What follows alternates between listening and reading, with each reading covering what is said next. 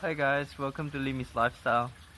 So some of you would have seen the roast pork that I made the last time through the oven. Today I'm going to do the same thing, except I'll be using a barbecue. So I'll show you how to do it on the barbecue. So here's the piece of pork belly that I have marinated and prepared and dehydrated the skin.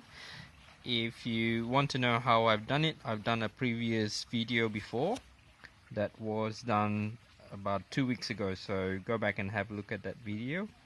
Now what we need to do here is to set up the oven on high. So I've turned all 4 burners on, and I want to try and achieve 250 degrees Celsius, so which has just gone past. So that's excellent. So I'm ready to put in the pork belly.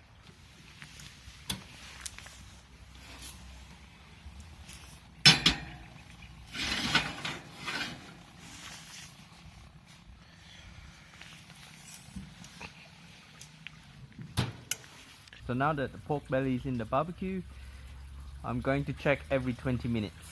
For the size that I'm cooking, it's just under 1 kilo, so it should be about an hour. But I'll check every 20 minutes to see whether the crackling is done. Okay guys, so 20 minutes is up. Let's have a peek. Beautiful. So you can see the crackling starting to happen. There's a bit of charredness on the corner, so that tells me that the heat is a little bit too high, so I'm going to lower it down a little bit more. I'm not too worried about the blackness because I can scrape it off. So, and of course I'm going to switch the plate around to the other side. So 10 minutes is up. We're just going to have another peek. The last time we checked was a little bit charred on the side, so I'm going to do a quick sneak peek to see if it's okay, and we might have to turn the heat down so that it doesn't overburn the skin. So looking really good. The crackling is definitely happening. Not so burnt on the other side. I've flipped the pan around. So definitely going to reduce the heat now. So instead of roughly 250 degrees, we're trying to get to 180 to 200. So I'm going to turn off that top burner and have only the 2 middle burners on. Roasting with a barbecue is a lot more challenging because you can't see through the lid. So when you cook it in the oven, it's a lot easier because you can actually see through and watch the development of the roast pork. That's why I normally recommend, if you can do it in an oven, but if you can't, the barbecue would do. The tricky part is managing the temperature, so you need to know your barbecue well to be able to regulate that temperature. If you get too much past 250 degrees, you get a lot of that high heat will burn the skin, so you don't want that.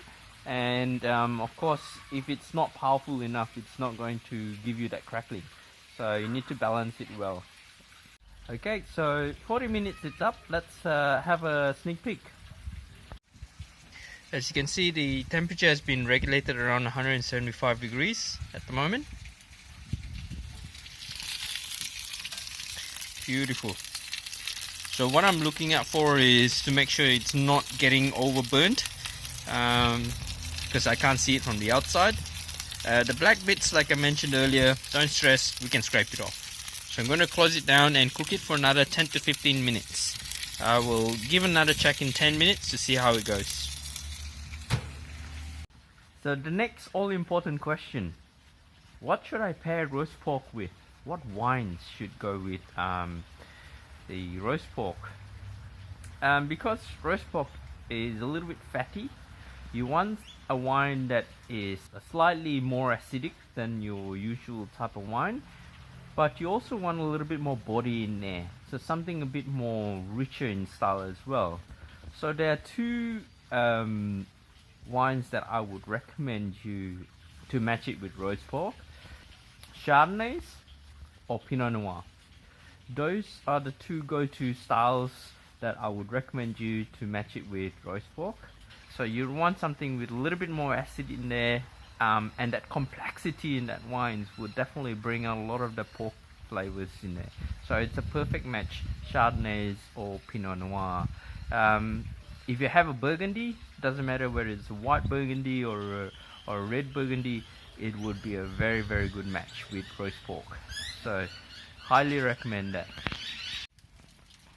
Today I'm matching it with this Yabby Lake Vineyard. This is from Mornington Peninsula, which is pretty much almost my backyard. And this is a single vineyard Chardonnay. So it's a very, very well made wine. It has beautiful acidity and texture in the wine that will go really well with the roast pork that I'm making. So if you have something like this, it's going to be a perfect match. So I'll try and avoid bigger wines or big body wines, for example like a Shiraz. Simple reason is when the wine is too big, it sort of overpowers the flavors of the roast pork. So you want moderately bodied wines to match with roast pork. Okay, so 1 hour is up. What I'm going to do now is to take away a little bit of that burnt bit. So you just get a butter knife, and all you do is just basically scrape off the sides or any bits that is slightly burnt.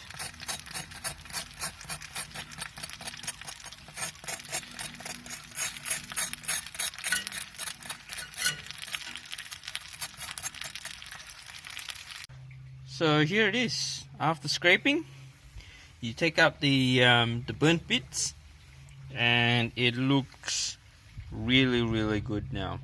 I'm just going to rest it for about 10 to 15 minutes, and then I'll chop it up. Okay, so I'm going to chop up the roast pork. We'll see how it turns out.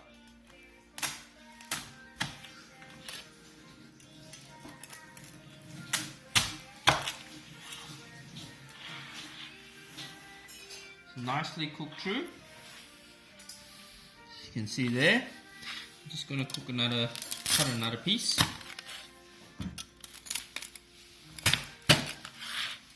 Looks good.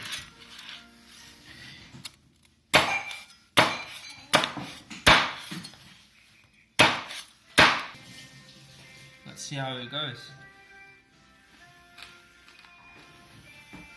Very good. Perfect.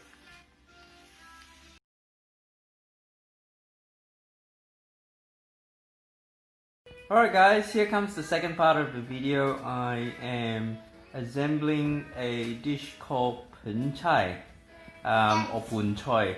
So it's basically a pot dish with lots of different meats and seafood in there. I'll show you in a second. Okay, so assembling it, we've got prawns, roast pork, scallops, carrots, the good stuff, abalone, wombok, shiitake mushrooms, sea cucumber, that's another cool stuff there, fish maw, broccoli, and that's the broth in there, and to finish up we have dried goji berries. My wife is going to start assembling it, so let's see the process.